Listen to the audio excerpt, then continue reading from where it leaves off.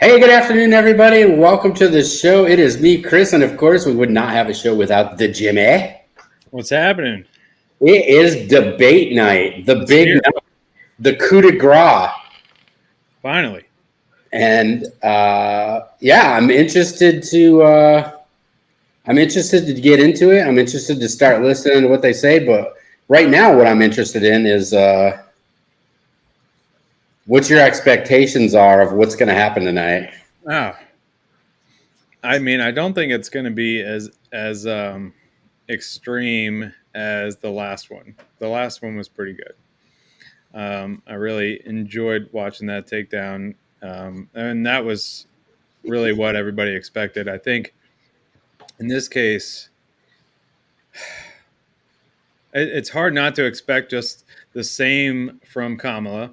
Yeah. The word salads, the I'm talking, the just a whole lot of speech without actually saying any content. It'll be interesting. What I'm most interested in seeing is how uh, Trump will respond. Will he respond like an adult? Will he respond? Oh, he drinking?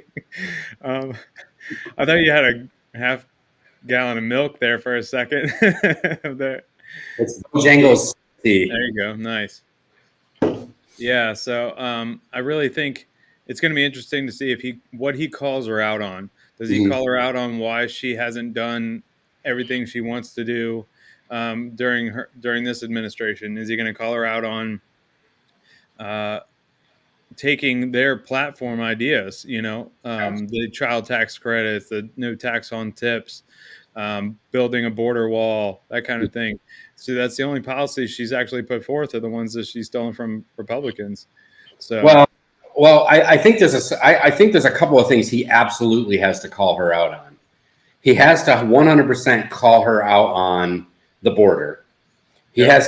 He has to 100% call her out on her switch and all these policies that she's now saying that she's behind. 2 3 years ago, she was completely against. He has to call her out on those. He also has to show or to get her to talk about um, uh, how all of a sudden she's a moderate. How all of a sudden, after 20 plus years in the political arena, now all of a sudden you're a moderate. Now all of a sudden you're in the middle. When you were ranked the number two most progressive liberal person in Congress, Hmm. I think she was voted more liberally progressive than Bernie Sanders. Right. So I think those are things that he. And then the other thing is, I don't know if you heard, but yesterday they finally posted her policy stuff on her website. However, they screwed up because they forgot when they cut and pasted it off Joe Biden's web page, campaign page. It still said vote for Joe Biden on it. So everything that's on her policy page was a cut and paste from Joe Biden's campaign page. So they've had 7 weeks, and this is what he needs to call on. You've had 7 weeks since you've been the nominee. You haven't done any media. You haven't talked to any reporters, no sit downs, no questions. You had all this time to write policy or put policy out there, and all you can do in 7 weeks is cut and paste. If that's what you're doing now, what are you going to do as president? Exactly. And I've said it before, but I feel like they've done everything wrong. Yeah. Um, there's no greater strategy. There's no um, big plan behind what they're doing. They've just shown their incompetence the entire way. And Yeah. so that's why I just think it would be absolutely mind blowing for her to win this election. Yeah. Um, Everything they've done wrong along the way. Well, And and the other thing that he needs to get her to talk about, and this is all on Trump. Trump needs to put stuff out there that's going to force her to talk about these things. He needs to get her to talk about how is it that in one instance, if it's like Afghanistan, I wasn't the president. I was only the vice president. I didn't have any authority to make any decisions. But when something that they want to tout like healthcare that they deem to be a success during their administration, it was the Biden-Harris administration that did that. In one instance it's Biden, and in the other instance it's the Biden-Harris. You can't have it both ways. You're either in or you're out. You're either part of it or you're not. It's not issue to issue. So he needs to get her to talk about that as well. We'll see. Did they kick it off? They kicked it off. Let's go. We call her our second mother. She was a small business owner. Right in. I love our small businesses.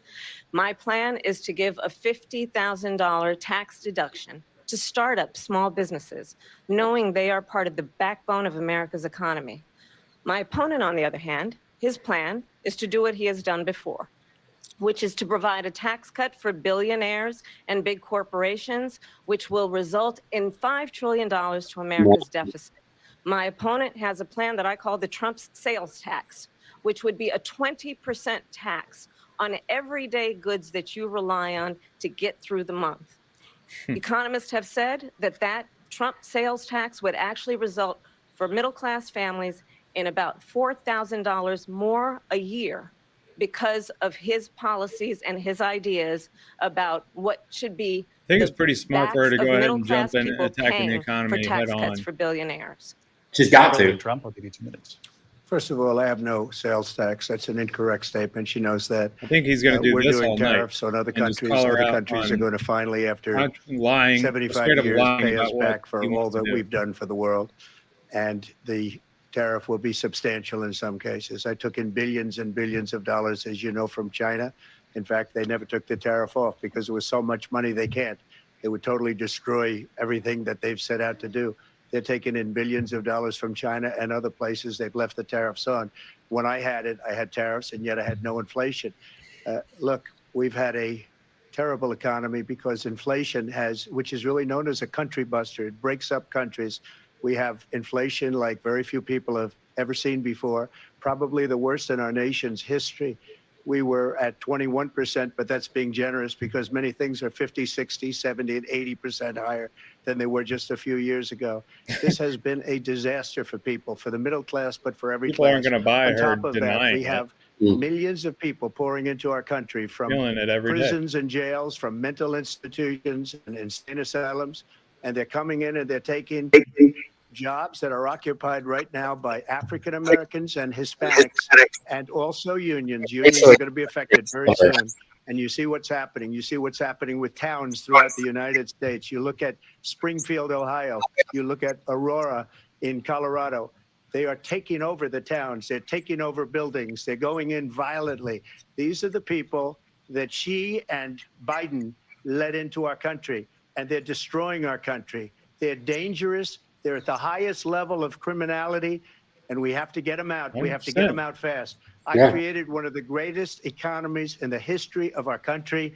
I'll do it again and even better. We are going to get to immigration and border security during this debate, but I would like to let Vice President Harris respond on the economy here. Well, I would love to. Let's talk about what Donald Trump left us. Donald Trump left us the worst unemployment since the Great Depression. Donald Trump left us the worst public health epidemic Does anybody in a century. buy that? Donald Trump left us the worst attack on our democracy That he was since responsible the for that? Civil War. And what we have done is clean up Donald Trump's mess.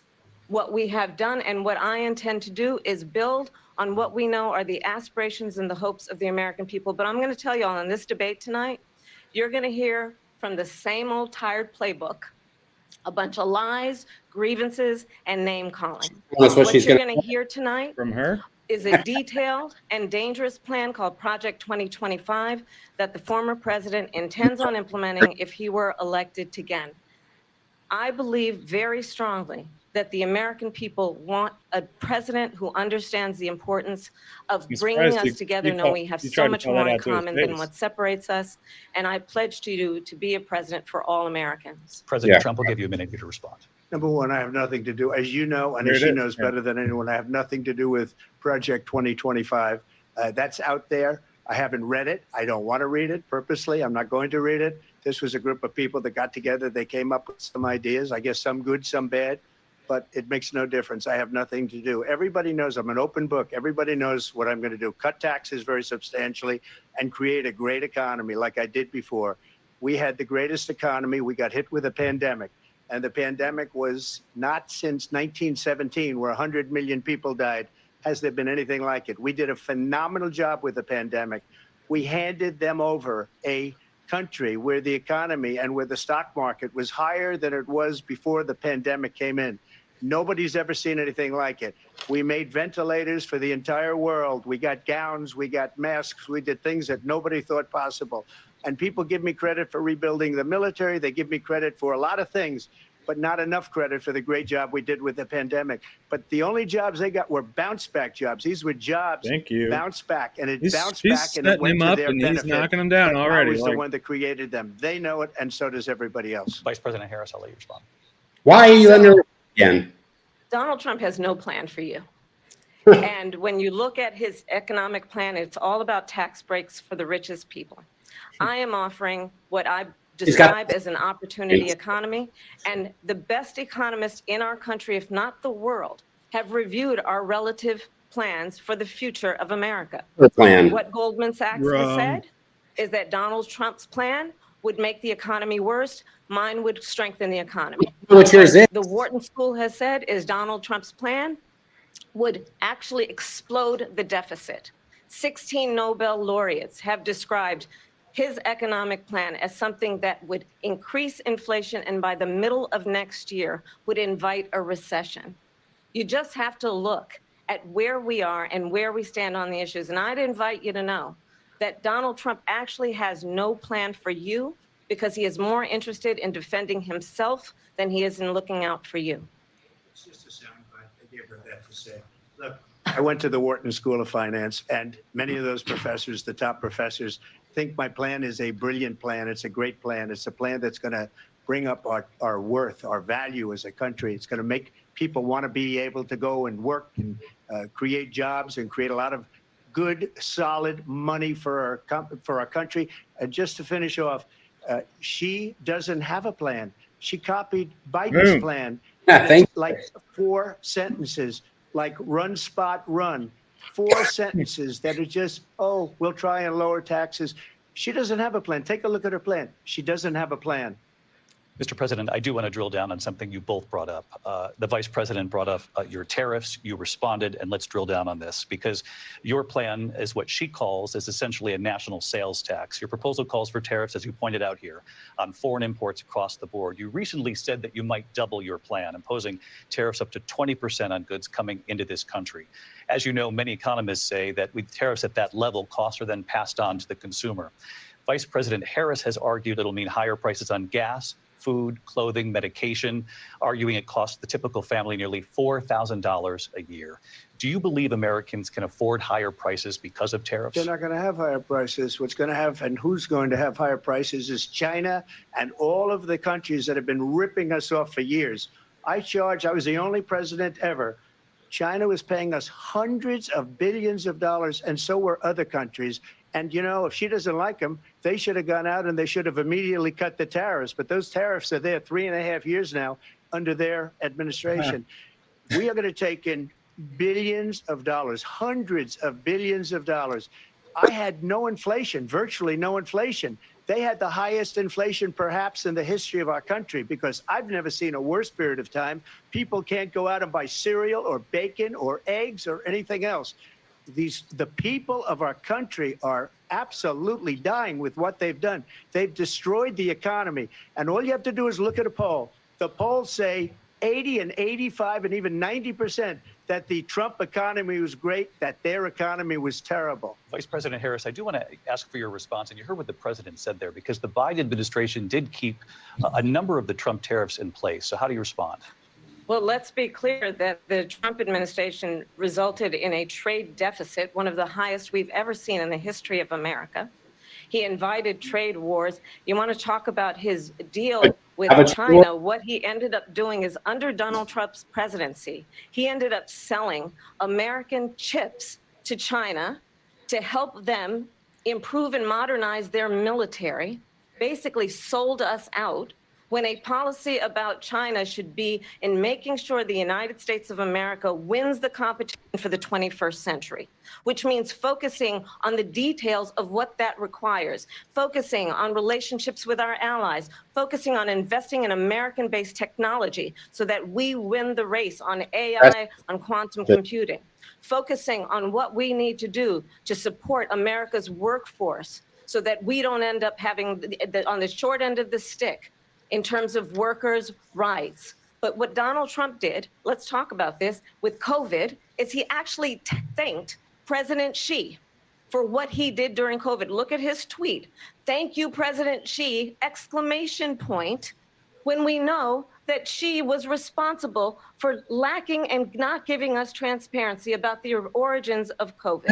I thought the I'll let you respond. First of all, they bought their chips from Taiwan. We hardly Yeah, make chips that- anymore because of Totally not what they said at philosophies the like time. they have and policies like Don't they have. blame I don't say China. her because she has no policy. Everything that she believed 3 years ago and 4 years ago is out the window. She's going to my philosophy now. In fact, I was going to send her a MAGA hat.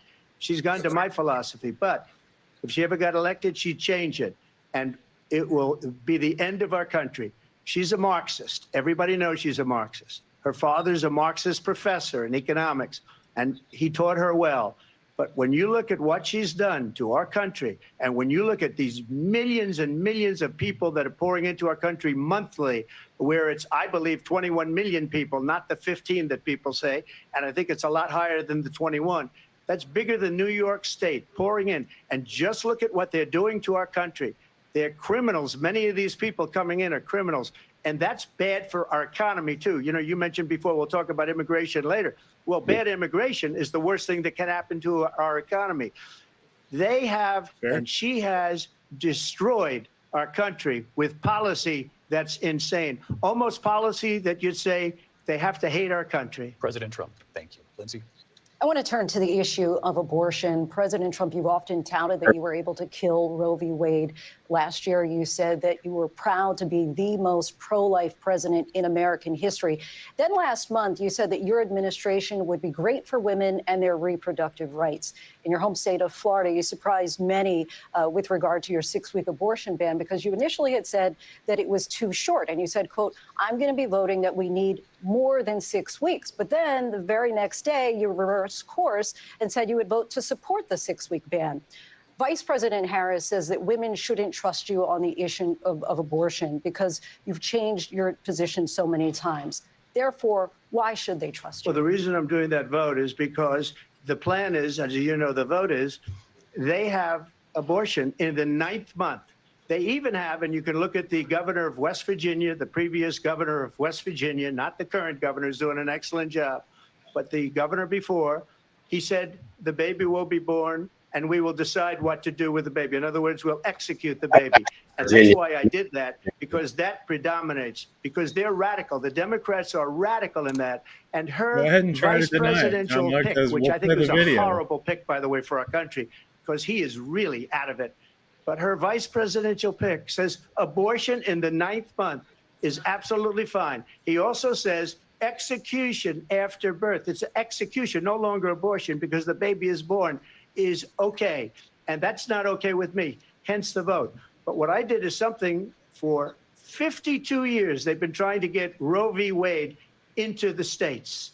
And through the genius and heart and strength of 6 Supreme Court justices, we were able to do that. Now, I believe in the exceptions for rape, incest, and life of the mother. I believe strongly in it. Ronald Reagan did also. 85% of Republicans do. Exceptions, very important. But we were able to get it, and now states are voting on it. And for the first time, you're going to see, look, this is an issue that's torn our country apart for 52 years. Every legal scholar, every Democrat, every Republican, liberal, conservative, they all wanted this issue to be brought back to the states where the people could vote. And that's what happened. Now, Ohio, the vote was somewhat liberal. Kansas, the vote was somewhat liberal, much more liberal than people would have thought. But each individual state is voting. It's the vote of the people now. It's not tied up in the federal government. I did a great service in doing it. It took courage to do it. And the Supreme Court had great courage in doing it. And I give tremendous credit to those 6 justices. There is no state in this country where it is legal to kill a baby after it's born. Madam Vice President, I want to get your response to President Trump. Steve, this is Well, where as I said, you're going to hear a bunch of lies, and that's not actually a surprising fact. Let's understand how we got here. Donald Trump hand-selected 3 members of the United States Supreme Court with the intention that they would undo the protections of Roe v. Wade. goddamn He right. did exactly as he intended. And now in over 20 states, there are Trump abortion bans, which make it criminal for a doctor or nurse to provide health care. In one state, it provides prison for life. Trump abortion bans that make no exception even for rape and incest, which understand what that means. A survivor of a crime, a violation to their body, does not have the right to make a decision about what happens to their body next. That is immoral.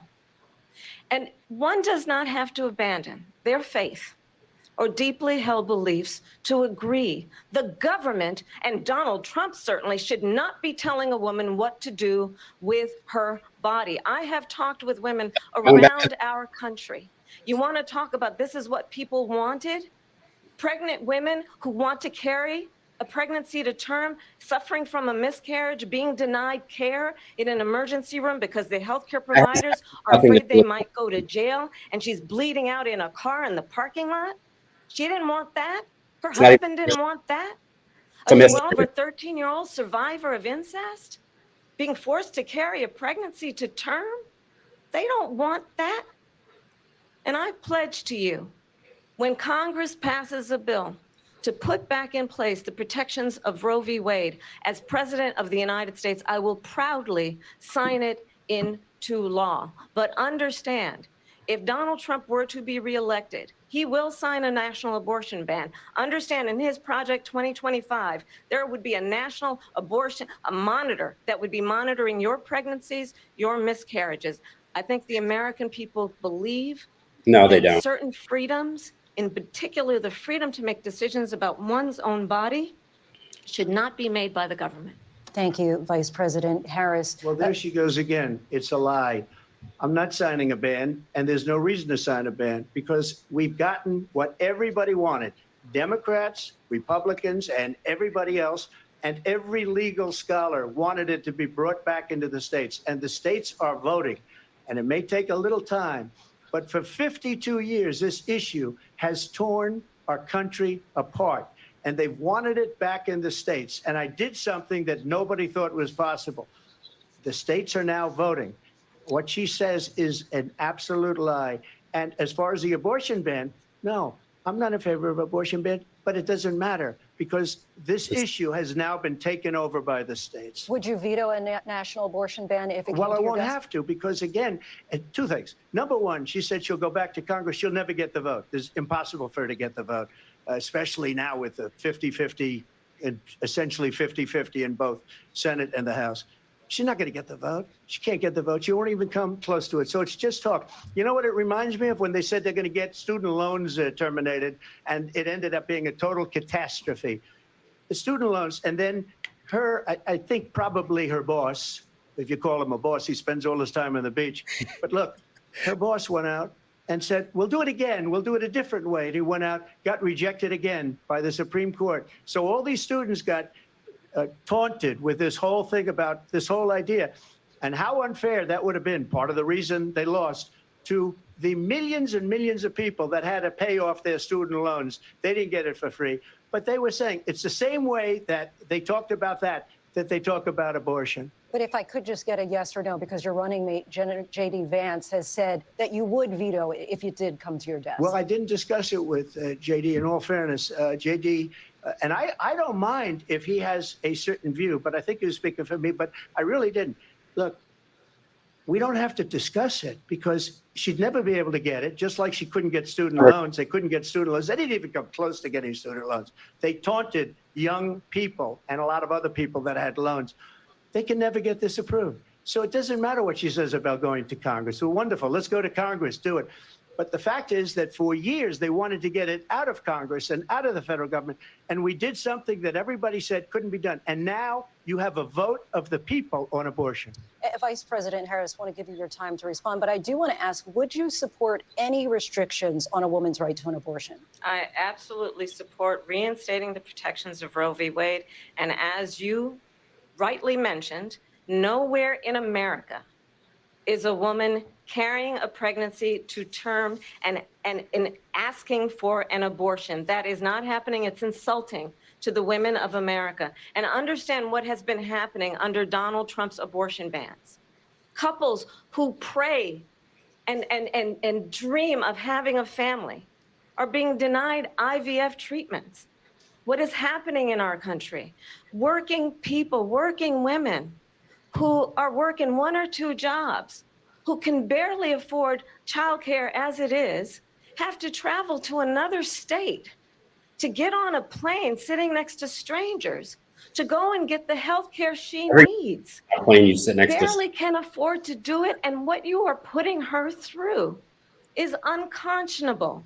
And the people of America have not, the majority of Americans understand how you believe in a can woman's right to continue make to call decisions about her own body. abortion And that is healthcare. why Yeah. in every state where this issue has been on the ballot in red and blue states I'm both, voting for her the right now. people of America have voted for freedom. Who give a Vice shit? President Harris, Excuse me, thank I have you. to respond. Like, Another lie. It's another lie. Already I gonna have vote. been a leader on IVF, which is fertilization. The IVF, I have been a leader. In fact, when they got a very negative decision on IVF from the Alabama courts, I saw the people of Alabama and the legislature 2 days later voted it in. I've been a leader on it. They know that, and everybody else knows it.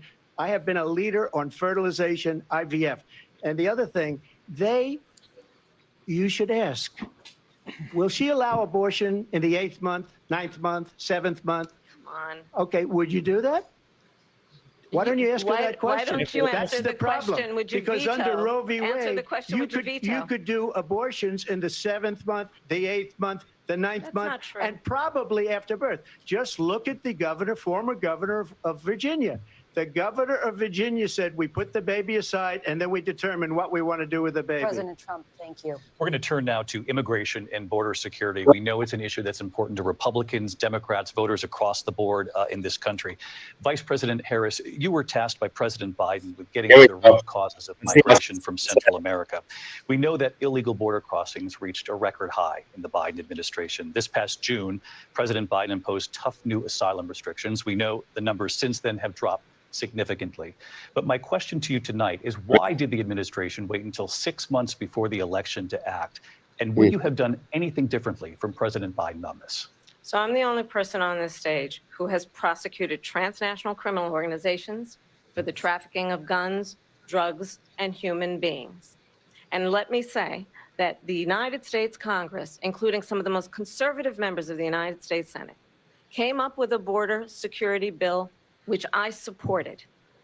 And that bill would have put 1,500 more border agents on the border to help those folks who are working there right now overtime, trying to do their job.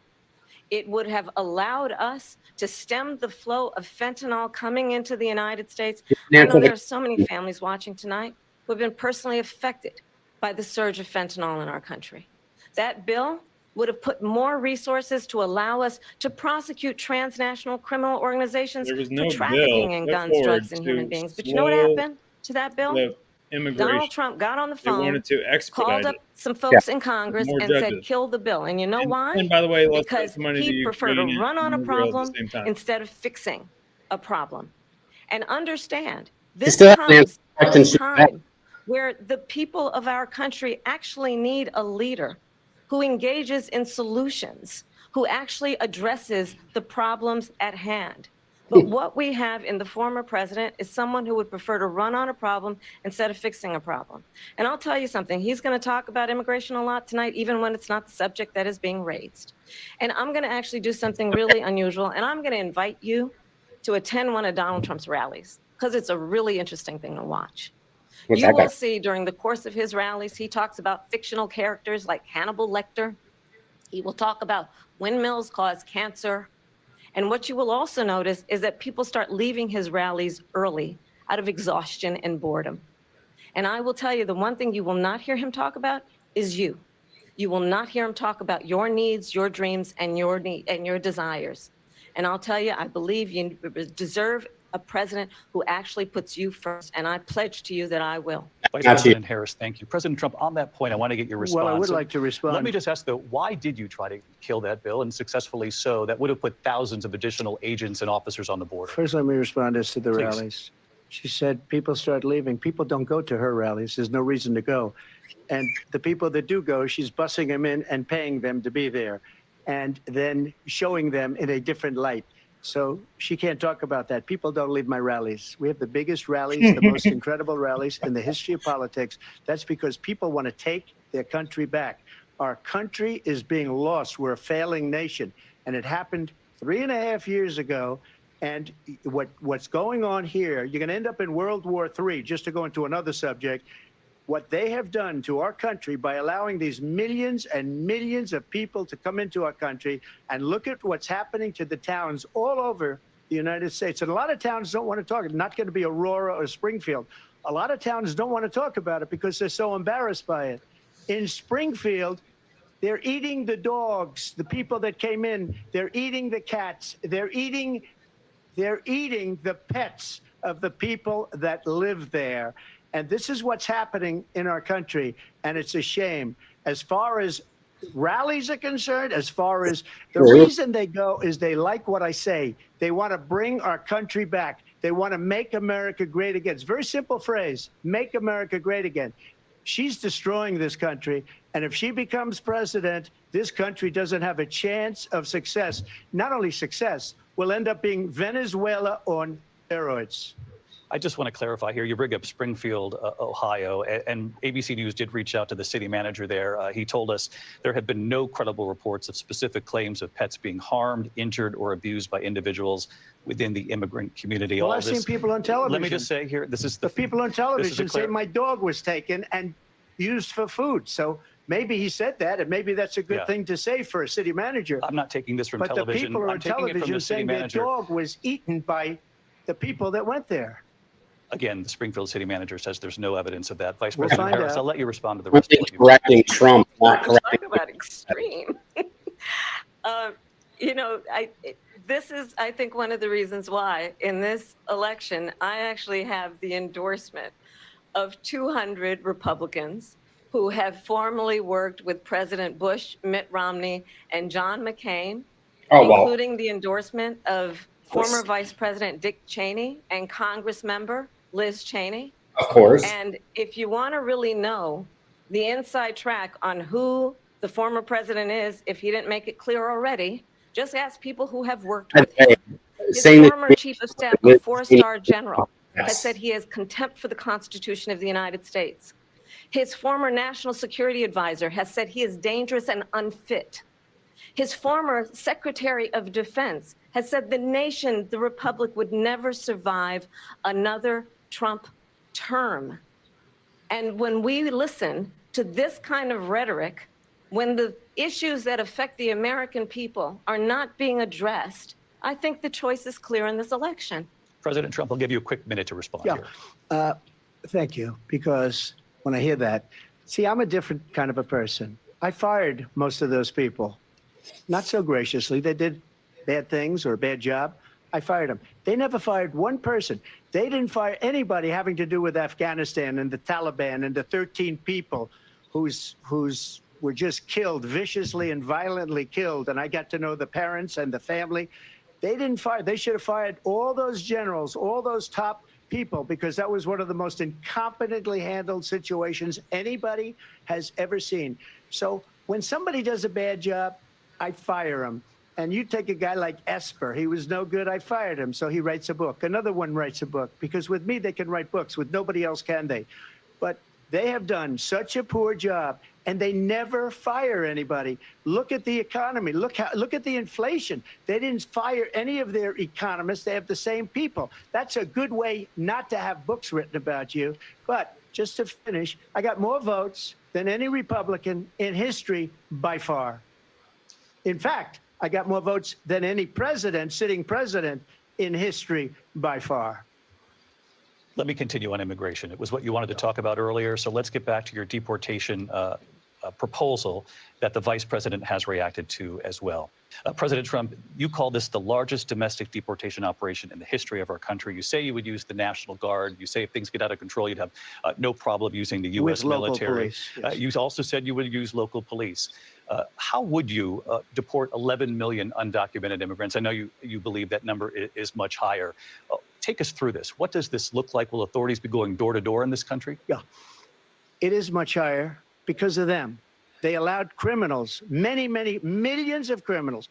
They allowed terrorists. They allowed common street criminals. They allowed people to come in, drug dealers, to come into our country. And they're now in the United States and told by their countries like Venezuela, don't ever come back or we're going to kill you. Do you know that crime in Venezuela and crime in countries all over the world is way down?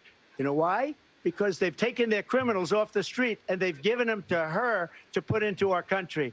And this will be one of the greatest mistakes in history for them to allow. And I think they probably did it because they think they're going to get votes, but it's not worth it because they're destroying the fabric of our country by what they've done. There's never been anything done like this at all. They've destroyed the fabric of our country. Millions of people let in, and all over the world, crime is down all over the world except here. Crime here is up and through the roof. Despite their fraudulent statements that they made, crime in this country is through the roof. And we have a new form of crime. It's called migrant crime. And it's happening at levels that nobody thought possible. President Trump, as you know, the FBI says overall violent crime is actually coming down in this country. But excuse me, the Harris, FBI they were defrauding statements. They didn't include the worst cities. They didn't include the cities with the worst crime. It was a fraud. Just like their number of 818,000 jobs that they said they created turned out to be a fraud. President Trump, thank you. I'll let you respond, Vice President. Well, I think this is so rich coming from someone who has been prosecuted for She's been national security crimes, economic crimes, election interference, has been found liable for sexual assault, and his next big court appearance is in November at his own criminal sentencing. And let's be clear where each person stands on the issue of what is important about respect for the rule of law and respect for law enforcement. The former vice president called for defunding federal law enforcement, 45,000 agents, get this, on the day after he was arraigned on 34 felony counts. So let's talk about what is important in this race. It is important that we move forward, that we turn the page on this same old tired rhetoric and address the needs of the American people, address what we need to do about the housing shortage, which I have a plan for, address what we must do to support our small businesses, address bringing down the price of groceries. But frankly, the American people are exhausted with this same old tired playbook. Paused it. Vice President Harris, And then thank you you. Excuse me. continue the same Every thing. one of those cases was started by them against their political opponent. And I'm winning most of them, and I will win the rest on appeal. And you saw that with the decision that came down just recently from the Supreme Court. I'm winning most of them. But those are cases, it's called weaponization. Never happened in this country. They weaponized the Justice Department. Every one of those cases was involved with the DOJ, from Atlanta and Fani Willis to the Attorney General of New York and the DA in New York. Every one of those cases. And then they say, oh, he's a criminal. They're the ones that made them go after me. By the way, Joe Biden was found essentially guilty on the documents case. And what happened in my documents case? They said, oh, that's the toughest of them all. A complete and total victory. 2 months ago, it was thrown out. It's weaponization, and they used it, and it's never happened in this country. They used it to try and win an election. President They're Trump, fake cases. President Trump, thank you. A really quick response here, Vice President Harris, on this notion of weaponization of the Justice Department. Well, let's talk about extreme and understand the context in which this election in 2024 is taking place. The United States Supreme Court recently ruled that the former president would essentially be immune from any misconduct if he were to enter the White House again. Understand, this is someone who has openly said he But they- would terminate, I'm All- quoting, terminate the Constitution of the United States, that he would weaponize the Department of Justice against his political enemies. But they won't correct. Someone who has openly expressed No, they won't. disdain for members of our military. Understand what it would mean if Donald Trump were back in the White House with no guardrails, because certainly we know now the court won't stop him. We know J.D. Vance is not going to stop him.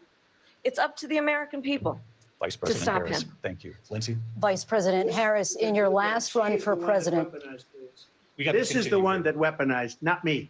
She weaponized. I probably took a bullet to the head because of the things that they say about me. They talk about democracy. I'm a threat to democracy. They're the threat to democracy President with a fake Trump. Russia investigation We do have a lot to that get- went nowhere. We have a lot to get to. Lindsay? Vice President Harris, in your last run for president, you said you wanted to ban fracking. Now you don't. You wanted did. mandatory government buyback programs for assault weapons. Now your campaign says you don't. You supported decriminalizing border crossings. Now you're taking a harder line. I know you say that your values have not changed. So then why have so many of your policy positions changed? So my values have not changed, and I'm going to discuss every one of the, at Liz, least she every had that point that you've made. But in response particular, already, let's she talk couldn't about even fracking avoid because we're it, here in even though they Pennsylvania. just I called made her out that on it. very clear in 2020. I will not ban fracking. I have not banned fracking as Vice President of the United States. And in fact, I was the tie-breaking vote on the Inflation Reduction Act, which opened new leases for fracking. My position is that we have got to invest in diverse sources of energy so we reduce our reliance on foreign oil. We have Leases, had the never talk about largest that they removed permits. domestic oil things. production in history because of an approach that recognizes that we cannot over-rely on foreign oil. As it relates to my values, let me tell you, I grew up a middle-class kid raised by a hardworking mother who worked and saved and was able to buy our first home when I was a teenager. The values I bring to the importance of home ownership, knowing not everybody got handed $400 million on a silver platter and then filed bankruptcy 6 times, is a value that I bring to my work to say we are going to work with the private sector and home builders to increase 3 million homes, increase by 3 million homes by the end of my first term. My work You can do that. to having a friend when I was in high school who was sexually assaulted by her stepfather. And my focus then on protecting women and children from violent crime is based on a value that is deeply grounded in the importance of standing up for those who are most vulnerable. My work that is about protecting Social Security and Medicare is based on longstanding work that I have done, protecting senior Any of the issues brought up. values have not changed. And what is important is that there is a president who actually brings values and a perspective that is about lifting people up and not beating people down and name calling. The true measure of the leader is the leader who actually understands the strength is not in beating people down, it's in lifting people up. I intend to be that president. President Trump, your Well, response? first of all, I wasn't given $400 million. I wish I was. My father was a Brooklyn builder, Brooklyn, Queens, and a great father, and I learned a lot from him. But I was given a fraction of that, a tiny fraction, and I built it into many, many billions of dollars, many, many billions. And when people see it, they are even surprised. So we don't have to talk about that. Fracking, she's been against it for 12 years. Defund the police, she's been against that forever. She gave all that stuff up very wrongly, very horribly, and everybody's laughing at it, okay? They're all laughing at it. She gave up at least 12 and probably 14 or 15 different policies. Like, she was big on defund the police. In Minnesota, she went out, wait a minute, I'm talking now. If you don't mind, please. Does that sound familiar? She went out in Minnesota and wanted to let criminals that killed people, that burned down Minneapolis, she went out and raised money to get them out of jail. She did things that nobody would ever think of. Now she wants to do transgender operations on illegal aliens that are in prison. This is a radical left. Yeah, that came today. Do this. She wants to confiscate your guns, and she will never allow fracking in Pennsylvania. If she won the election, fracking in Pennsylvania will end on day one. just to finish one thing so important in my opinion. So I got the oil business going like nobody has ever done before. When they took over, they got rid of it, started getting rid of it, and the prices were going up the roof. They immediately let these guys go to where they were. I would have been 5 times, 4 times, 5 times higher, because you're talking about 3.5 years ago. They got it up to where I was because they had no choice, because the prices of energy were quadrupling and doubling. You saw what happened to gasoline. So they said, let's go back to Trump. But if she won the election, the day after that election, they'll go back to destroying our country, and oil will be dead. Fossil fuel will be dead. We'll go back to windmills, and we'll go back to solar, where they need a whole desert to get some energy to come out. You ever see a solar plant? By the way, I'm a big fan of solar, but they take 400, 500 acres of desert President soil. Trump, we have a These lot are of not good issues things that we for the have to get environment to. that We're she out of time. understands. Thank you. Lindsay, thank you. We have an election in just 56 days. And I want to talk about the peaceful transfer of power, which, of course, we all know is a cornerstone of our democracy, and the role of a president in a moment of crisis. Mr. President, on January 6th, you told your supporters to march to the Capitol. You said you would be right there with them. The country and the world saw what played out at the Capitol that day, the officers coming under attack. Aides in the West Wing say you watched it unfold on television off the Oval Office. You did send out tweets, but it was more than 2 hours before you sent out that video message telling your supporters to go home. Is there anything you regret about what you did on that day? You just said a thing that isn't covered. Peacefully and patriotically, I said during my speech, not later on. Peacefully and patriotically. And nobody on the other side was killed. Ashley Babbitt was shot by an out-of-control police officer that should have never, ever shot her. It's a disgrace. But we didn't do this group of people that have been treated so badly. I ask, what about all the people that are pouring into our country and killing people that she allowed to pour in? She was the border czar. Remember that. She was the border czar. She doesn't want to be called the border czar because she's embarrassed by the border. In fact, she said at the beginning, oh, I'm surprised you're not talking about the border yet. That's because she knows what a bad job they've done. What about those people? When are they going to be prosecuted? When are these people from countries all over the world, not just South America? They're coming in from all over the world, David, all over the world.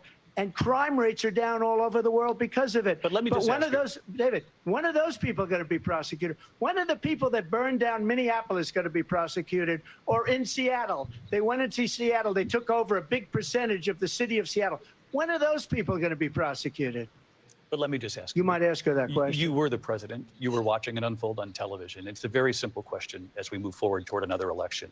Is there anything you regret about what you did on that day? Yes or no? I had nothing to do with that other than they asked me to make a speech. I showed up for a speech. I said, I think it's going to be big. I went to Nancy Pelosi and the mayor of Washington, D.C., and the mayor put it back in writing, as you know.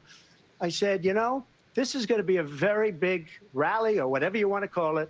And again, it wasn't done by me. It was done by others. I said, I'd like to give you 10,000 National Guard or soldiers. They rejected me. Nancy Pelosi rejected me. It was just 2 weeks ago. Her daughter has a tape of her saying she is fully responsible for what happened. They want to get rid of that tape. It would have never happened if Nancy Pelosi and the mayor of Washington did their jobs. I wasn't responsible for security. Nancy Pelosi was responsible. She didn't do her job. The question was about you as president, not about former Speaker Pelosi, but I do want Vice President Harris to respond here. I was at the Capitol on January 6th. I was the vice president-elect. I was also an acting senator. I was there. And on that day, the president of the United States incited a violent mob to attack our nation's capital, to desecrate our nation's capital. On that day, 140 law enforcement officers were injured, and some died. And understand, the former president has been indicted and impeached for exactly that reason. But this is not an isolated situation. There's no more Let's argument remember about January 6th Charlottesville, when you can say where Joe there Biden was a incited mob an of people assassination carrying attempt. tiki torches, and very spewing closely anti-Semitic hate. successful. And what did Now the it's president then at the time say? what about your Find people on each side. Let's remember, that when it came to the Proud Boys, a militia, the former president said, stand back and stand by.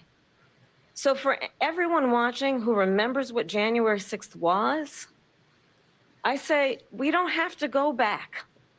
Let's not go back. We're not going back. It's time to turn the page. And if that was a bridge too far for you, well, there is a place in our campaign for you to stand for country, to stand for our democracy, to stand for rule of law, and to end the chaos, and to end the approach that is about attacking the foundations of our democracy because you don't like the outcome. And be clear on that point. Donald Trump, the candidate, has said in this election there will be a bloodbath if this and the outcome of this election is not to his liking. Let's turn the page on this. Let's not go back. Let's chart a course for the future. They'll and settle. not go backwards to the past. Let me just follow up here.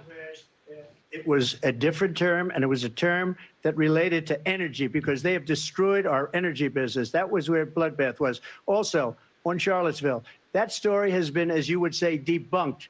Laura Ingraham, Sean Hannity, Jesse, all of these people, they covered it. If they go an extra sentence, they will see it was perfect. It was debunked in almost every newspaper, but they still bring it up, just like they bring 2025 up. They bring all of this stuff up. I ask you this, you talk about the Capitol. Why are we allowing these millions of people to come through on the southern border? How come she's not doing anything? And I'll tell you what I would do, and I would be very proud to do it. I would say we would both leave this debate right now. I'd like to see her go down to Washington, D.C. during this debate because we're wasting a lot of time. Go down to, because she's been so bad, it's so ridiculous. Go down to Washington, D.C. and let her sign a bill to close up the border because they have the right to do it. They don't need bills. They have the right to do it. The president of the United States, you'll get him out of bed. You'll wake him up at 4 o'clock in the afternoon. Right. You'll say, come on down to the office. Let's sign a bill. If he signs a bill that the border is closed, all he has to do is say it to the Border Patrol, who are phenomenal. If they do that, the border is closed. Mr. Those President, people are killing many people, unlike J6. We talked immigration here tonight. I do want to focus on this next issue to both of you because it really brings us this into focus, truth in these times that we're living in. Mr. President, for 3.5 years after you lost the 2020 election, you repeatedly falsely claimed that you won, many times saying you won in a landslide. In the past couple of weeks leading up to this debate, you have said, quote, you lost by a whisker, that you, quote, didn't quite make it, that you came up a little bit short. I said that? Are you now acknowledging that you lost in 2020? No, I don't acknowledge that at all. But I you said did that say sarcastically. that. You know that. It was said, oh, we lost by a whisker. That was said sarcastically. Look, there's so much proof. All you have to do is look at it. And they should have sent it back to the legislatures for approval. I got almost 75 million votes, the most votes any sitting president has ever gotten. I was told if I got 63, which was what I got in 2016, you can't be beaten. The election, people should never be thinking about an election as fraudulent. We need two things. We need walls, and we have to have it. We have to have borders, and we have to have good elections. Our elections are bad. And a lot of these illegal immigrants coming in, they're trying to get them to vote. They can't even speak English. They don't even know what country they're in practically. And these people are trying to get them to vote. And that's why they're allowing them to come into our country. I did watch all of these pieces of video. I didn't detect the sarcasm, lost by a whisker. We didn't quite make it. And we should just point out here as clarification, and you know this, you and your allies, 60 cases in front of many judges, many of them no Republican. Judge looked at it and said they said we didn't have standing. That's the other thing. They said we didn't have standing, a technicality. Can you imagine a system where a person in an election doesn't have standing? The president of the United States doesn't have standing.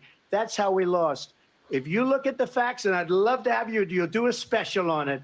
I'll show you Georgia, and I'll show you Wisconsin, and I'll show you Pennsylvania, and I'll show you. We have so many facts and statistics, but you know what? There's a lot more than that. Because we have to solve the problem that we have right now. That's old news. I hope people are and the problem recognizing that we have they're right now only pushing is we back have on a Trump. nation in decline, and they have put it into decline. We have a nation that is dying, David. Mr. President, thank you. Vice President Harris, you heard the president there tonight. He said he didn't say that he lost by a whisker. So he still believes he did not lose the election.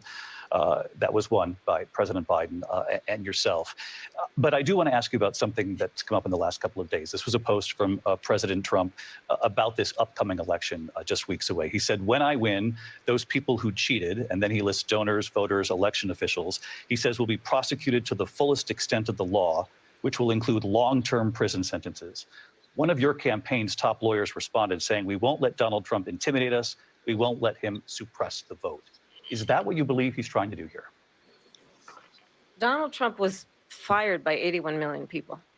So let's be clear about that. And clearly he is having a very difficult time processing that.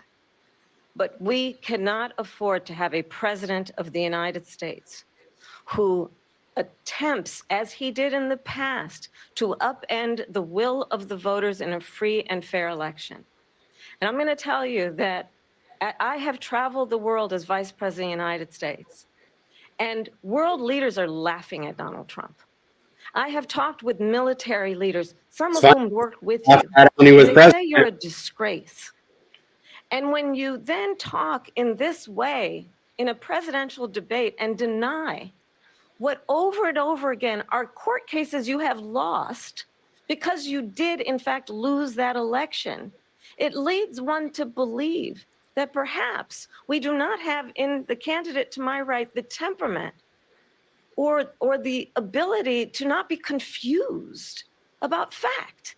That's deeply troubling, and the American people deserve better. Him rail on her about 1 no. minute to respond. Hey, let me just say about world leaders. Viktor Orban, one of the most respected men, they call him a strong man. He's a tough person, smart. Prime Minister of Hungary.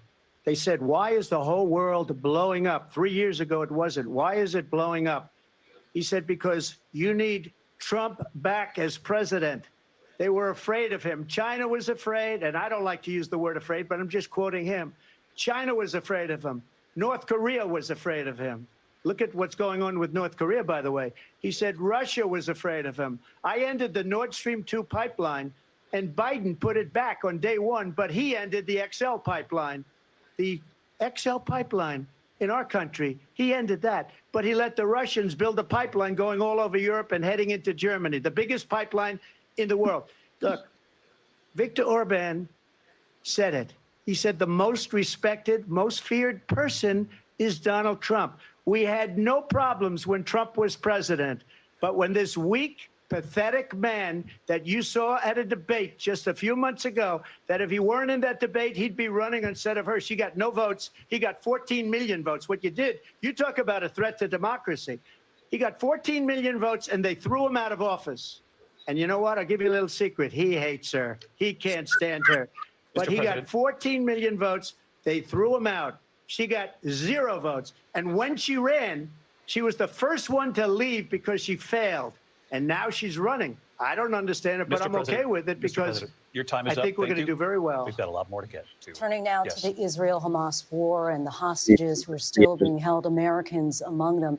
Vice President Harris, in December, you said, quote, Israel has a right to defend itself, but you added, quote, it matters how, saying international humanitarian law must be respected. Israel must do more to protect innocent civilians. You said that 9 months ago. Now an estimated 40,000 Palestinians are dead. Nearly 100 hostages remain. Just last week, Prime Minister Benjamin Netanyahu said there's not a deal in the making. President Biden has not been able to break through the stalemate. How would you do it? Well, let's understand how we got here. On October 7, Hamas, a terrorist organization, slaughtered 1,200 Israelis. Many of them young people who were simply attending a concert. Women were horribly raped. And so absolutely, I said then, I say now, Israel has a right to defend itself. We would. And how it does so matters, because it is also true, far too many innocent Palestinians have been killed. Children, mothers. What we know is that this war must end. It must end immediately, and the way it will end is we need a ceasefire deal and we need the hostages out. And so we will continue to work around the clock on that. Work around the clock, also understanding that we must chart a course for a two-state solution. And in that solution, there must be security for the Israeli people and Israel, and in equal measure for the Palestinians. But the one thing I will assure you always, I will always give Israel the ability to defend itself, in particular as it relates to Iran and any threat that Iran and its proxies pose to Israel. But we must have a two-state solution where we can rebuild Gaza, where the Palestinians have security, self-determination, and the dignity they so rightly deserve. President Trump, how would you negotiate with Netanyahu and also Hamas to get the hostages out and prevent the killing of more innocent civilians in Gaza? If I were president, it would have never started. If I were president, Russia would have never, ever, I know Putin very well, he would have never, and there was no threat of it either, by the way, for 4 years, have gone into Ukraine and killed millions of people when you add it up, far worse than people understand what's going on over there. But when she mentions about Israel, all of a sudden, she hates Israel. She wouldn't even meet with Netanyahu when he went to Congress to make a very important speech. She refused to be there because she was at a sorority party of hers. She wanted to go to the sorority party. She hates Israel. If she's president, I believe that Israel will not exist within 2 years from now. And I've been pretty good at predictions, and I hope I'm wrong about that one. She hates Israel. At the same time, in her own way, she hates the Arab population because the whole place is going to get blown up. Arabs, Jewish people, Israel will be gone. It would have never happened. Iran was broke under Donald Trump. Now Iran has $300 billion because they took off all the sanctions that I had. Iran had no money for Hamas or Hezbollah or any of the 28 different spheres of terror, and they are spheres of terror, horrible terror. They had no money. It was a big story, and you know it. You covered it very well, actually. They had no money for terror. They were broke. Now they're a rich nation, and now what they're doing is they're spreading that money around. Look at what's happening with the Houthis and Yemen. Look at what's going on in the Middle East. This would have never happened. I will get that settled and fast, and I'll get the war with Ukraine and Russia ended. If I'm president-elect, I'll get it done before even becoming president. Vice President Harris, he says you hate Israel. That's absolutely not true. I have my entire career and life supported Israel and the Israeli people. He knows that. He's trying to, again, divide and distract from the reality, which is it is very well known that Donald Trump is weak and wrong on national security and foreign policy. It is well known that he admires dictators, wants to be a dictator on day one, according to himself. It is well known that he said of Putin no wars in the world he when can do whatever the hell he wants and go into Ukraine. It is well known that he said when Russia went into Ukraine, it was brilliant.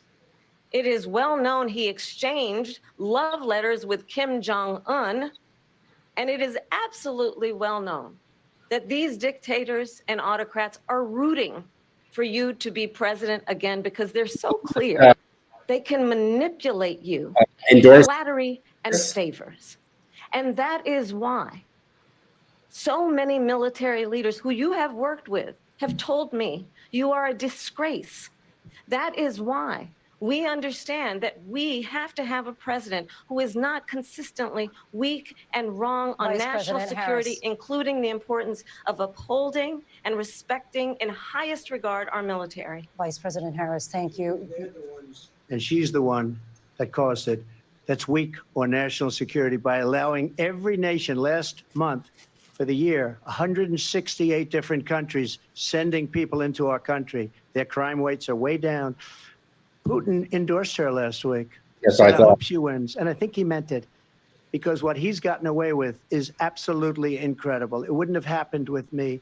The leaders of other countries think that they're weak and incompetent, and they are. They're grossly incompetent.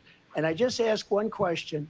Why does Biden go in and kill the Keystone Pipeline and approve the single biggest deal that Russia's ever made, Nord Stream 2, the biggest pipeline anywhere in the world going to Germany and all over Europe? Because they're weak. and they're ineffective. And Biden, by the way, President gets paid Trump, a lot of money. Thank you. We have a lot of issues to get to. We'll be right back with much more of this historic ABC News presidential debate from the National Constitution Center right here in Philadelphia. Back in a moment.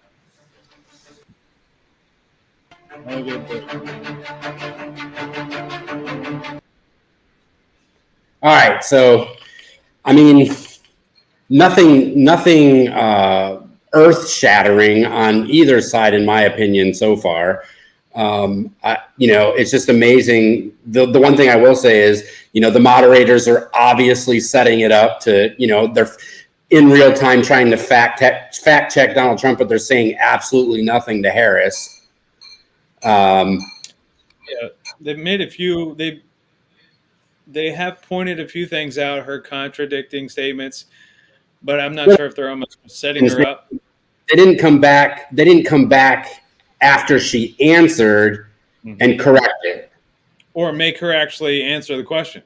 right? They let her not answer the direct question where they're pressing Trump to answer, and then the one guy lied and said when Trump was talking about winning by a whisker or losing by a whisker, he claimed that Trump said he didn't say that. And then he said, "Oh, I didn't detect the sarcasm, so whatever." Right. Yeah. So it's clear that as we knew and as we suspected, ABC is in the bag for Harris. And the bottom line is the bar was set so low for her that I think she's doing enough to maintain equality now that she's losing in almost every poll again. Now that the little honeymoon period is over for her, and a lot of people aren't going to buy. First of all, she hasn't really said anything in depth. They asked her about her policy. She didn't give them a policy. They asked her how she was going to do X, Y, and Z, and she didn't give them an answer. Yeah, and they let her go. So she has nothing, but I would say that she's probably done the best that she possibly can. A lot of it is just lies and rhetoric, but I think that's the best she has to offer. That's the only thing she can do is kind of go with their talking points. Yeah. But I think she's done a pretty good job from their standpoint. I think that because I just don't know if the people are going to recognize the lies and stuff that she's saying. Everything she's said, she's talking directly to the people who are already going to vote for her. Yeah, I agree. She's not talking to anybody who's undecided. She's not talking to independents that are on the fence. Well, I guess the stuff that she's lying about, and I think it's pretty apparent. That we want to focus on you. We want to get prices down. Well, all that stuff. Yeah. But without people for 3 years. And yeah, exactly. People need to hear exactly how that's going to be done because what are you doing differently? Because everything that you're doing is doing the complete opposite of that. Yeah. Other than right now, you're trying to kind of cover up your tracks. You've reversed course on a lot of things just because you realize. Well, I'm actually surprised that Trump hasn't brought up the fact that Bernie Sanders kind of spilt the tea the other day and said that she's saying these things to win the election, but she's still a progressive and she's still going to do the things that she's always done. I mean, he kind of said the quiet part outside or out loud. Absolutely. Yeah, I think on Trump's side, I think he's done a really good job with his demeanor. His demeanor is very similar to the Biden debate. He has taken some jabs at her but he's more just calling her out on the nonsense and what the hypocrisy that she's claiming that Trump is doing and Trump's playing when that's on her. So not too many on the ad hominem type attacks. I don't know about the in Ohio they're eating people's dogs and cats. I don't know if that's true. Yeah, there's a whole bunch of stories about that. I mean, it's not really coming from the people. The state manager. Well, I heard it from the state manager or whatever, county manager, whatever they said. Well, obviously they're going to downplay that. They don't want that to come out when people are like seeing it. I mean, we're seeing this migrant crisis on the news all over the place, and it's happening a lot more than what we're seeing. I'm sure it has to be. The crime, violence taking over apartment complexes or whatever in Colorado. It's crazy.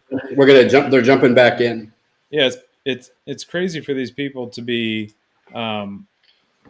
That we must defend Ukraine from Russia, from Vladimir Putin, to defend their sovereignty, their democracy, I'll get back to it. that it's in America's best interest to do so, arguing that if Putin wins, he may be emboldened to move even further into other countries. You have said you would solve this war in 24 hours. You said so just before the break tonight. How exactly would you do that? And I want to ask you a very simple question tonight. Do you want Ukraine to win this war? I want the war to stop. I want to save lives that are being Setting uselessly, them up for that one. people being killed by the millions. It's the millions. It's so much worse than the numbers that you're getting, which are fake numbers. Look, we're in for 250 billion or more because they don't ask Europe, which is a much bigger beneficiary to getting this thing done than we are. They're in for $150 billion less because Biden and you don't have the courage to ask Europe like I did with NATO.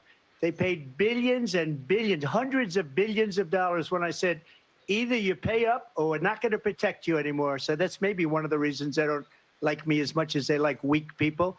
But you take a look at what's happening. We're in for 250 to 275 billion. They're into 100 to 150. They should be forced to equalize. With that being said, I want to get the war settled. I know Zelensky very well, and I know Putin very well. I have a good relationship, and they respect your president, okay? They respect me. They don't respect Biden. How would you respect him? Why? For what reason? He hasn't even made a phone call in 2 years to Putin, hasn't spoken to anybody. They don't even try and get it. That is a war that's dying to be settled. I will get it settled before I even become president. If I win, when I'm president-elect, and what I'll do is I'll speak to one, I'll speak to the other, I'll get them together. That war would have never happened. And in fact, when I saw Putin after I left, unfortunately left because our country has gone to hell. But after I left, when I saw him building up soldiers, he did it after I left. I said, oh, he must be negotiating. It must be a good, strong point of negotiation. Well, it wasn't, because Biden had no idea how to talk to him. He had no idea how to stop it. And now you have millions of people dead, and it's only getting worse, and it could lead to World War III. Don't kid yourself, David. We're playing with World War III, and we have a president that we don't even know if where is our president? We don't even know if he's a president. And just to clarify they here, threw him out of a campaign like a dog. We don't even know. Is he our president? But we have a president, Mr. President, that doesn't know he's alive. your time is up. Just to clarify in the question, do you believe it's in the U.S. best interest for Ukraine to win this war, yes or no? I think it's the U.S. best interest to get this war finished and just get it done. All right. Negotiate a deal, because we have to stop all of these human lives What does winning mean? from being destroyed. I want to take this to Vice President Harris. I want to get your thoughts on support for Ukraine in this moment, but also as Commander-in-Chief, if elected, how would you deal with Vladimir Putin, and would it be any different from what we're seeing from President Biden? Yeah, what are they doing Well, first of to end all, this war? it's important to remind the former president, you're not running against Joe Biden, you're running against me. I believe the reason that Donald Trump says that this war would be over within 24 hours is because he would just give it up. And that's not who we are as Americans. Let's understand what happened here. I actually met with Zelensky a few days before Russia invaded, tried through force to change territorial boundaries, to defy one of the most important international rules and norms, which is the importance of sovereignty and territorial integrity. And I met with President Zelensky. I shared with him American intelligence about how he could defend himself. Days later, I went to NATO's eastern flank, I don't think he's to looked at her Poland and once. Romania. Either. And through the work that I and others did, we brought 50 countries together to support Ukraine in its righteous defense. And because of our support, because of the air defense, the ammunition, the artillery, the javelins, the Abrams tanks that we have provided, Ukraine stands as an independent and free country. If Donald Trump were president, Putin would be sitting in Kyiv right now. And understand what that would mean, because Putin's agenda is not Pretty just sure about he Ukraine. didn't do that understand Well, seems why well. the European allies and our NATO allies are so thankful that you are no longer president and that we understand the importance of the greatest military alliance the world has ever known, which is NATO, and what we have done to preserve the ability of Zelensky and the Ukrainians to fight for their independence.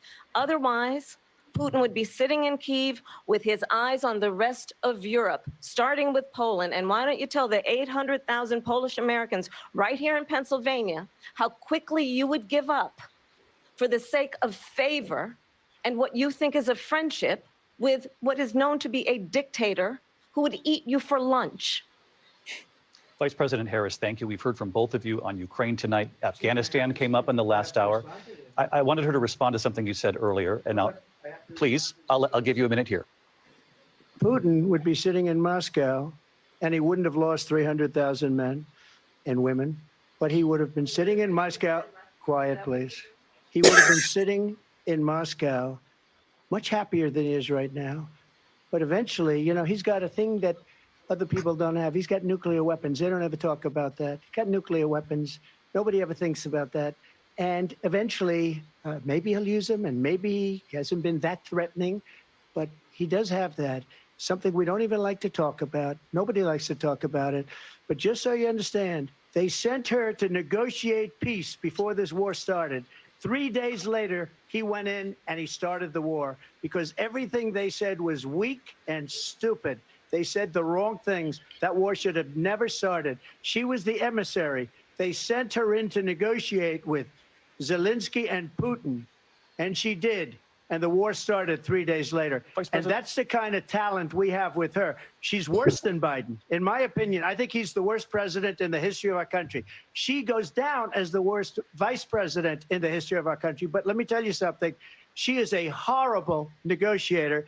They sent her in to negotiate. As soon as they left, Putin did the invasion. President Trump, thank you. You did bring up something. You said she went to negotiate with Vladimir Putin. Vice President Harris, have you ever met Vladimir Putin? Can you clarify tonight? Yet again, I said it at the beginning of this debate, you're going to hear a bunch of lies coming from this fella. And that is another one. When I went to meet with President Zelensky, I've now met with him over 5 times. The reality is it has been about standing as America always should, as a leader upholding international rules and norms, as a leader who shows strength, understanding that the alliances we have around the world are dependent on our ability to look out for our friends and not favor our enemies because you adore strongmen instead of caring about democracy. And that is very much what is at stake here. The President of the United States is commander-in-chief. And the American people have a right to rely on a president who understands the significance of America's role and responsibility in terms of ensuring that there is stability and ensuring we stand up for our principles and not sell them for the benefit of personal flattery. We've talked about Ukraine and Vladimir Putin. I do want to talk about Afghanistan. It came up in the first hour of this debate.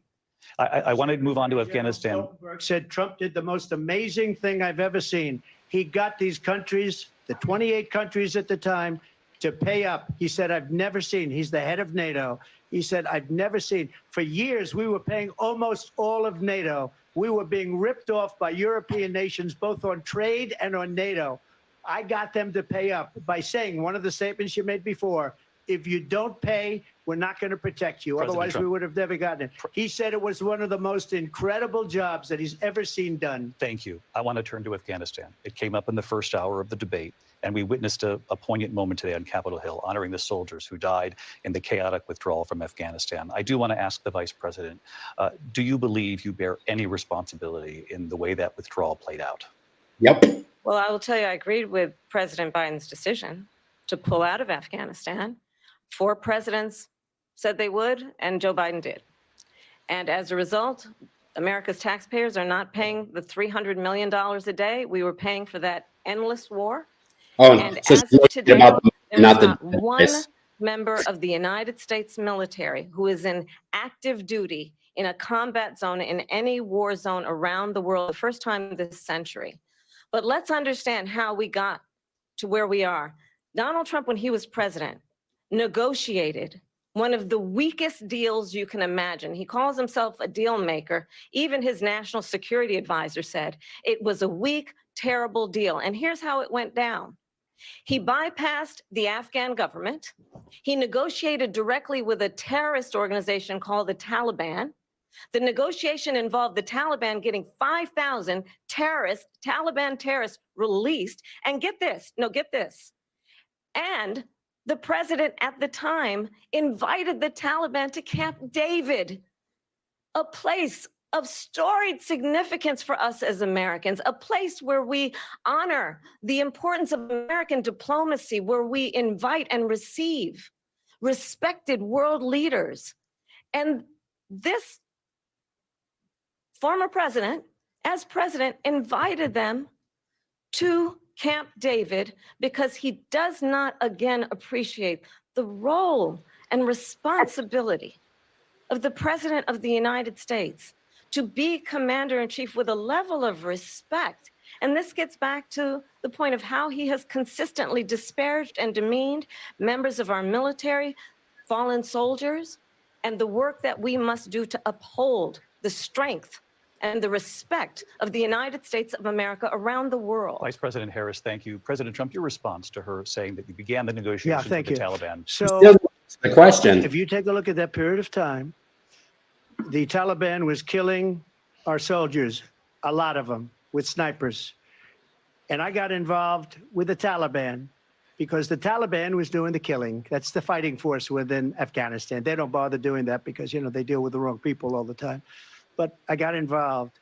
And Abdul is the head of the Taliban. He is still the head of the Taliban. And I told Abdul, don't do it anymore. You do it anymore, you're going to have problems. And he said, why do you send me a picture of my house? I said, you're going to have to figure that out, Abdul. And for 18 months, we had nobody killed. We did have an agreement negotiated by Mike Pompeo. It was a very good agreement. The reason it was good, it was we were getting out. We would have been out faster than them, but we wouldn't have lost the soldiers. We wouldn't have left many Americans behind, and we wouldn't have left $85 billion worth of brand new, beautiful military equipment behind. And just to finish, they blew it. The agreement said you have to do this, and they didn't do it. They didn't do it. The agreement was terminated by us because they didn't do what they were supposed to do. I want to move on. And these people did the worst withdrawal, and in my opinion, the most embarrassing moment in the history of our country. And by the way, that's why Russia attacked Ukraine, because they saw how incompetent she and her boss are. President Trump, thank you. I want to move on now to race and politics in this country. He's still Mr. never President, you recently said, Vice President Harris, quote, I didn't know she was black until a number of years ago when she happened to turn black, and now she wants to be known as black. I want to ask a bigger picture question here tonight. Why do you believe it's appropriate to weigh in on the racial identity of your opponent? I don't, and I don't care. I don't care what she is. I don't care. You make a big deal out of something. I couldn't care less. Whatever she wants to be is okay with me. But those were your words. So I'm I asking. don't know. I mean, all I can say is I read where she was not black, that she put out, and I'll say that. And then I read that she was black, and that's okay. Either one was okay with me. That's up to her. That's up to her. Vice President Harris, your thoughts on this? I think it's, I mean, honestly, I think it's a tragedy that we have someone who wants to be president who has consistently, over the course of his career, attempted to use race to divide the American people. You know, I do believe that the vast majority of us know that we have so much more in common than what separates us, and we don't want this kind of approach that is just constantly trying to divide us, and especially by race. And let's remember how Donald Trump started. He was land, he owned buildings. Identity and politics. He was investigated the entire because platform. he refused to rent property to black families.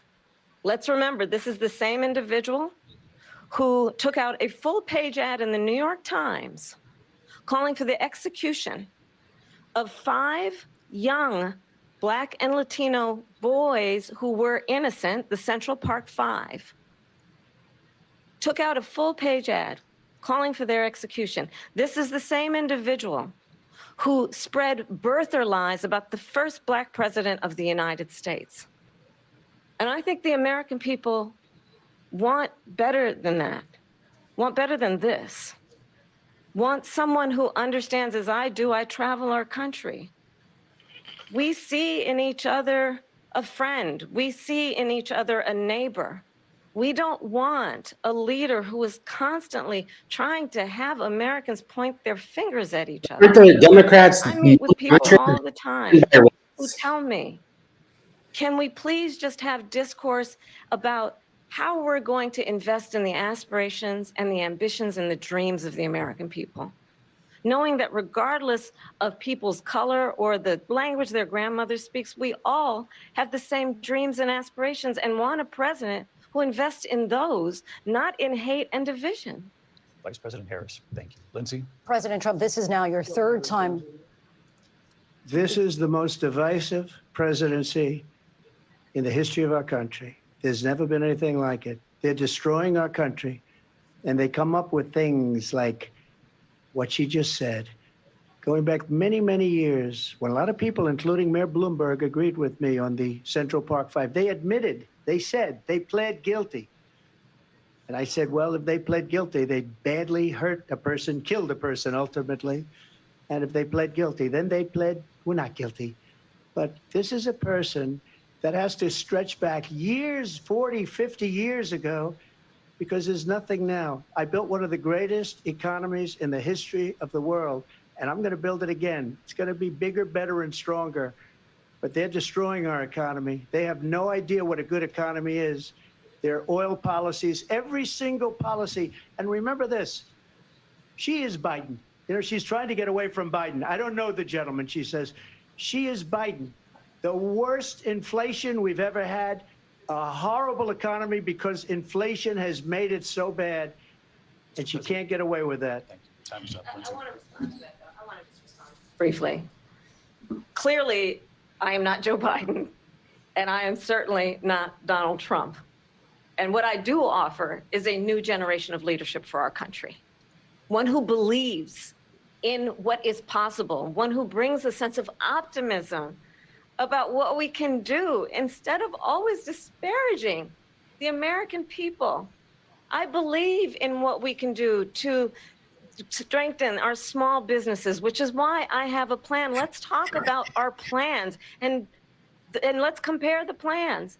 I have a plan to give startup businesses $50,000 tax deduction to pursue their ambitions, their innovation, their ideas, their hard work. I have a plan, $6,000 for young families for the first year of your child's life to help you in that most critical stage of your child's development. I have a plan that is about allowing people to be able to pursue what has been fleeting in terms of the American dream by offering a help with down payment of $25,000 down payment assistance for first-time home buyers. That's the kind of conversation I believe, That's David, insane. that people really want tonight. But she's not talking about about a conversation that is constantly about belittling and name calling.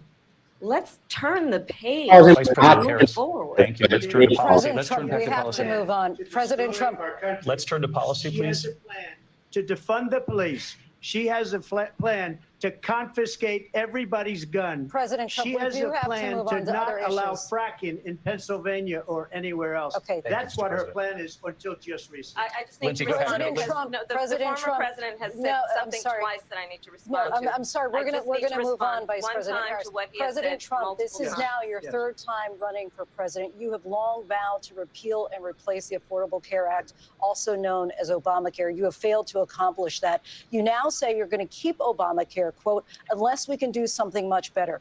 Last month, you said, quote, we're working on it. So tonight, 9 years after you first started running, do you have a plan, and can you tell us what it is? Obamacare was lousy health care, always was. It's not very good today. And what I said, that if we come up with something, and we are working on things, we're going to do it and we're going to replace it. But remember this, I inherited Obamacare because Democrats wouldn't change it. They wouldn't vote for it. They were unanimous. They wouldn't vote to change it.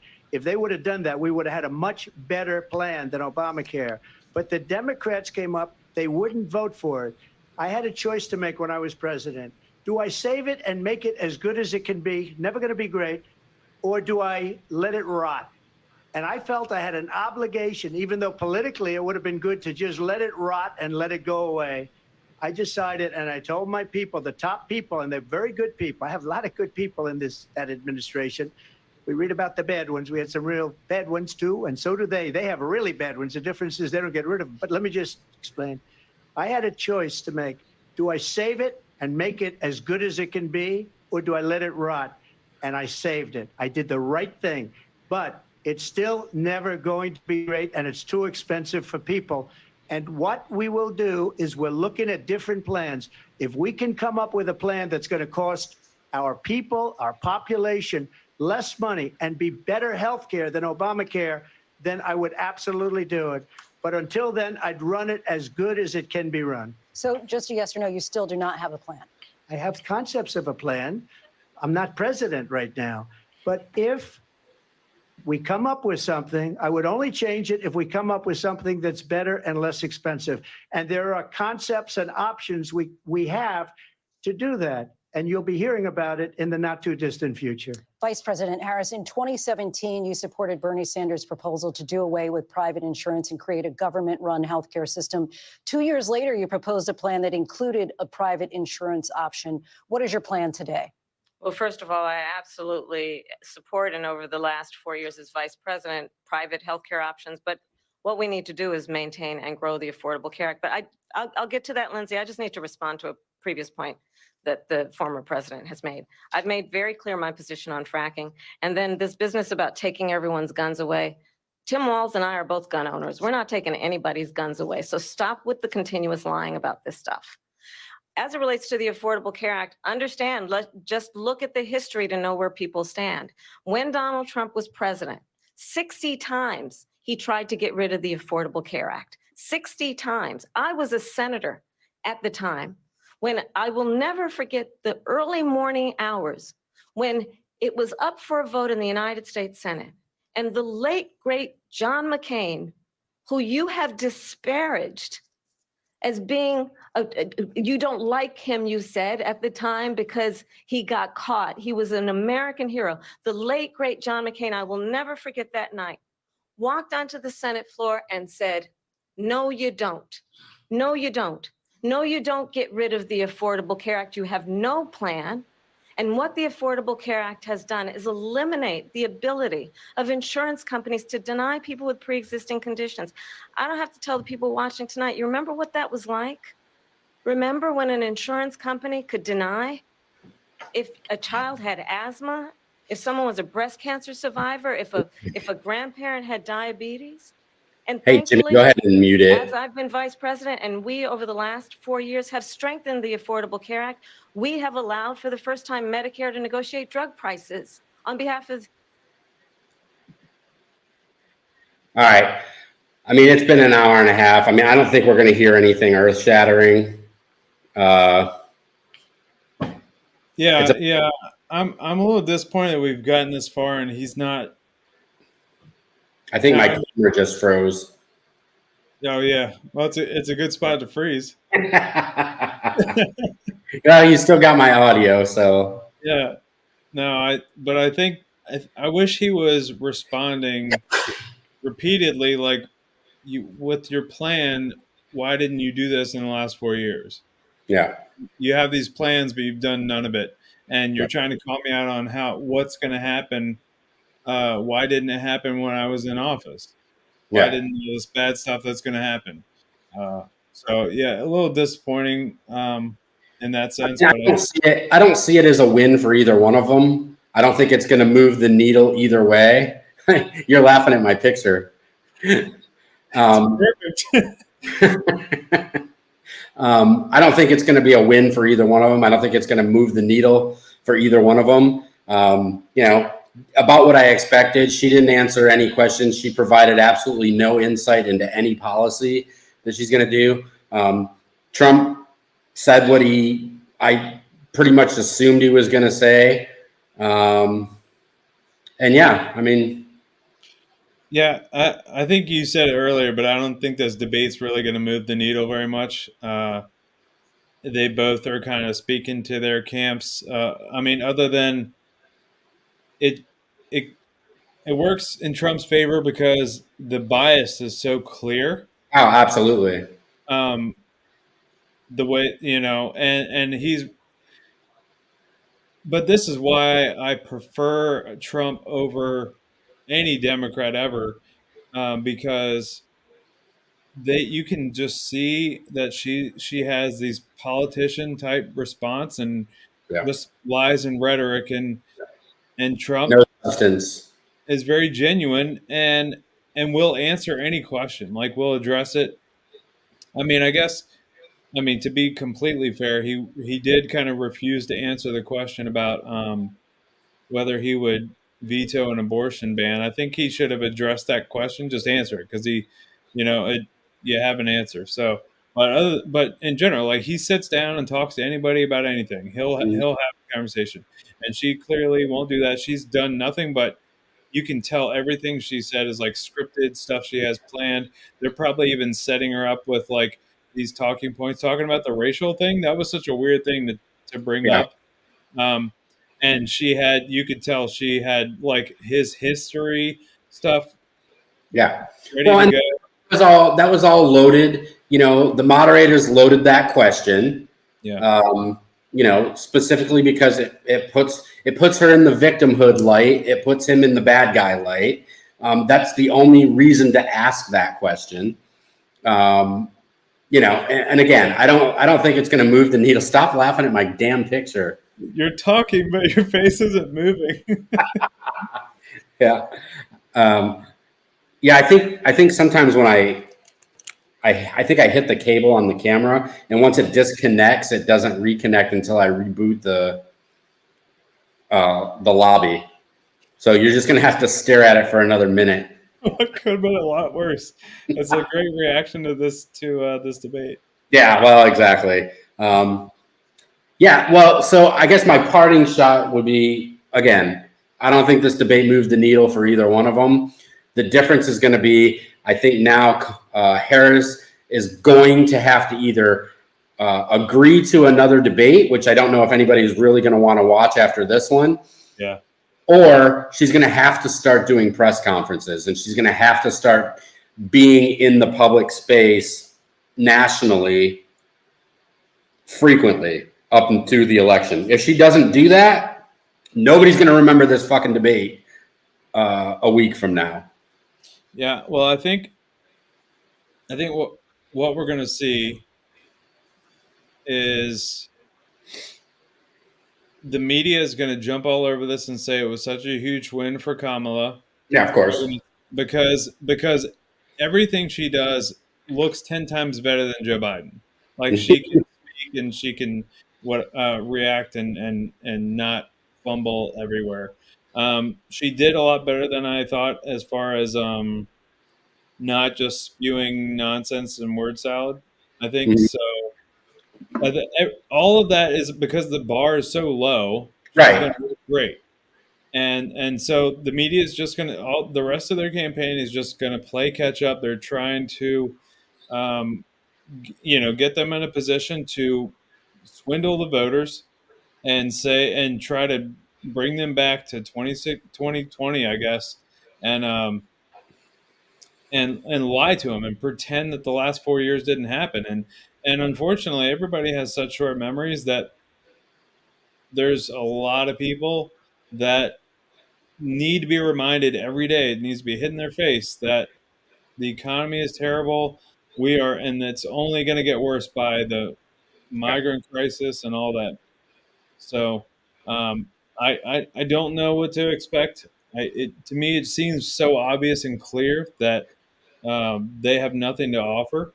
Right. And it's going to be just more of the same. Like, well, that's the problem, is she has nothing individual to offer. She's only offering regurgitated plans and policies that Biden has already has in effect. And so if you're okay with the status quo, then, she's your gal.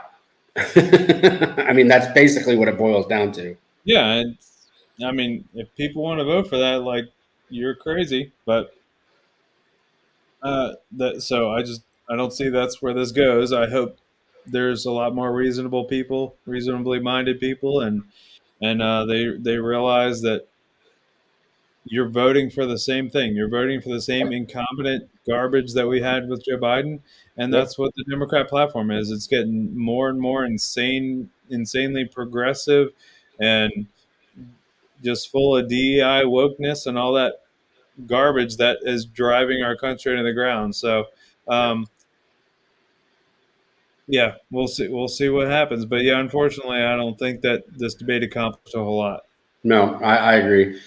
All right, so I don't know. Maybe after a day or so of digesting some of this stuff, it's going to be comical. I think you're right. I think it's going to be comical to see how the mainstream media is going to swoon all over, how great she was and all that. But when the bar is at your ankles, Yeah, it's not a hard bar to jump over. So I don't think that it spoke to any undecideds. I don't think it spoke to any independents. I think it spoke to their bases. yeah, And and I think on the good side, Trump didn't. I don't think he did anything nah, that they can really shine a bad light on. no, I agree. All right, so we will be back on Friday. Are you here Friday? Yes. We'll be back Friday. We might talk about this. It depends on what happens between now and then, and it depends on what happens Friday morning. Yep, exactly. Yep. Because we may be talking about something completely different. So we'll see. But yeah, all right. I hope you guys have a good night. Thanks a lot for listening. If you are joining us live on Kick or on YouTube, and we will see y'all Friday. Later.